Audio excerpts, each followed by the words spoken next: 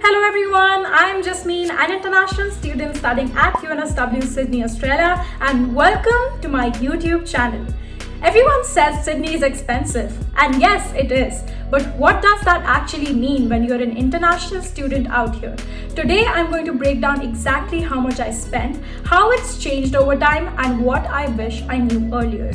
Let's start with rent because that's where most of your money goes. Back in 2025, I lived on campus and I paid around $395 per week. On top of that, $19 per week for gym.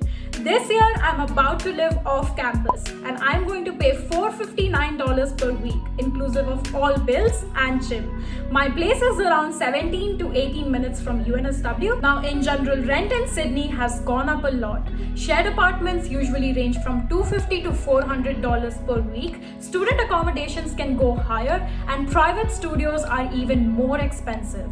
I want to pause here and say something important, especially if you're coming from overseas. Finding an accommodation as an international student is really stressful. Facebook groups, random messages, listings disappear, scams. I have experienced all of that.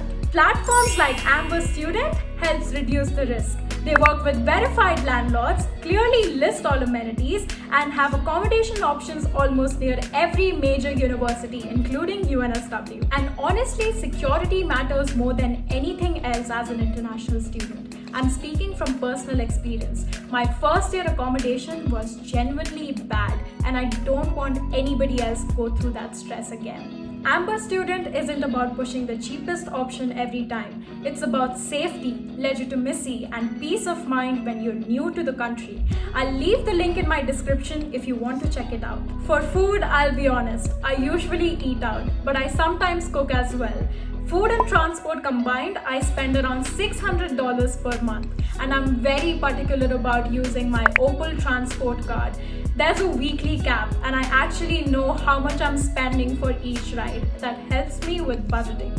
For my phone, I use Libara. I pay around $20 a month, and I honestly don't need more than that. Wi-Fi is literally everywhere. My student accommodation has Wi-Fi, my university has Wi-Fi, and even my workplace had Wi-Fi. So I don't really have to use mobile data. So from a monthly perspective, rent plus gym including all the bills comes to around $1,800, food and transport comes to around $600, phone and internet comes to around $20. So all in all, my basic living expenses in Sydney comes to $2,400 a month.